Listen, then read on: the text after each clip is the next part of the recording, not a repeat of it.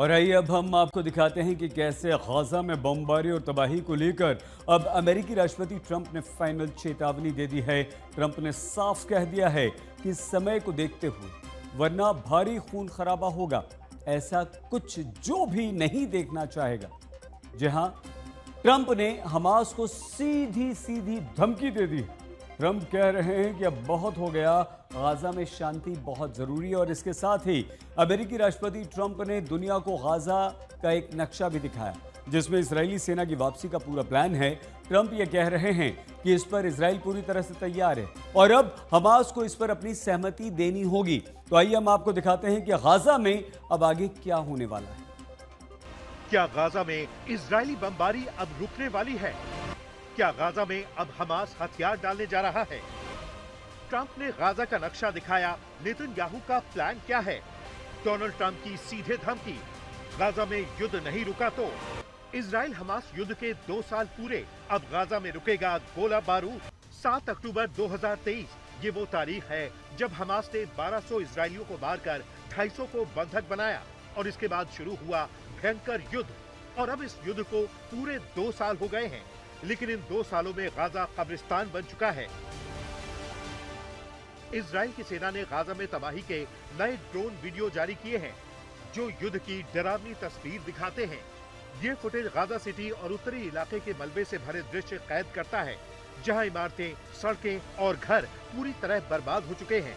लेकिन सवाल उठ रहे हैं, क्या इतनी भारी तबाही और हजारों नागरिक मौतें जरूरी थी?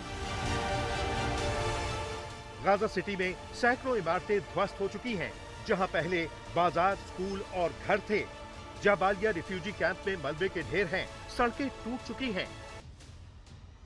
एमनेस्टी इंटरनेशनल की रिपोर्ट के अनुसार मई 2025 में खुदा इलाके को पूरी तरह रौंद दिया गया जो जनसंहार का सबूत माना जा रहा है।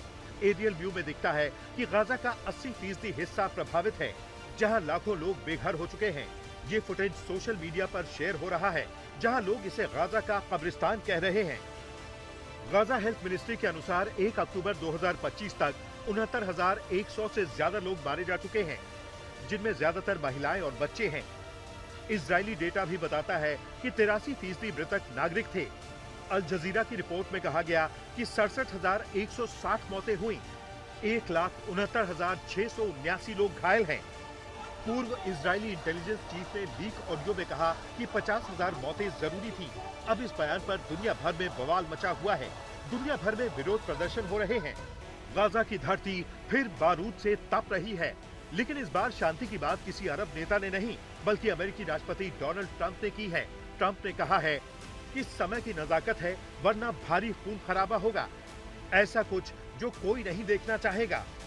ट्रंप ने अपने social media site truth social पर लिखा है कि इस सप्ताह के अंत तक हमास और दुनिया भर के देशों के साथ बहुत सकारात्मक चर्चा हुई है। ऐसे में गाजा में चल रहे युद्ध के बीच अब एक उम्मीद की किरण दिख रही है।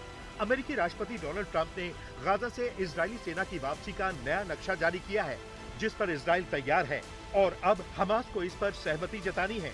लेकिन इस बीच इजरायली पीएम नेतन्याहू ने जो कहा है उसे सुनना बहुत जरूरी है।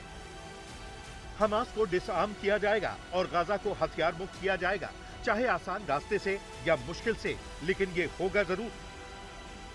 नेतन्याहू का बयान ऐसे समय में आया है जब हमास ने अमेरिकी शांति प्रस्ताव के तहत बंधकों को छोड़ने पर सहमति जताई है, लेकिन हथियार डालने की बात पर कुछ नहीं कहा। इस बीच हमास ने यह भी आरोप लगाया कि इजराइल अब भी गाजा पर हमले कर नरसंहार कर रहा है और अंतर्राष्ट्रीय समुदाय से इजराइल पर दबाव डालने की मांग की है। लेकिन अमेरिकी राष्ट्रपति डोनाल्ड ट्रंप ने हमास को चेतावनी देते हुए कहा कि अगर वो जल्दी समझौता नहीं करते तो सब खत्म हो जाएगा, चलो इसे फटाफट निपटाते हैं।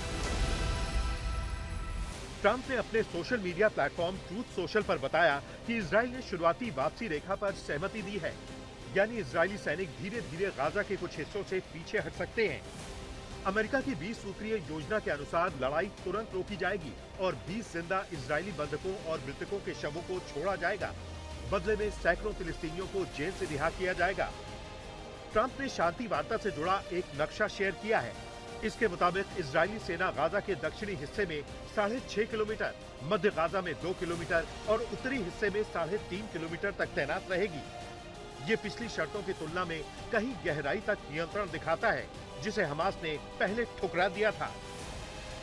आपको बता दें कि गाजा में युद्ध विराम को लेकर तब से और तेजी आई है, जब से इजराइल ने गाजा के लिए मदद लेकर जा रहे जहाजी बेड़े द ग्लोबल समुद्र फ्लोटिला को रोका है, क्योंकि इसमें पर्यावरण कार्यकर्ता ग्रेटा थनबर्ग के अलावा नेल्सन मंडेला के पोते मंडला मंडेल, बार्सिलोना की पूर्व मेयर आदा कोलाउ समेत कई यूरोपीय सांसद भी सवार थे, लेकिन इजराइल ने इन्हें हिरासत में ले लिया था।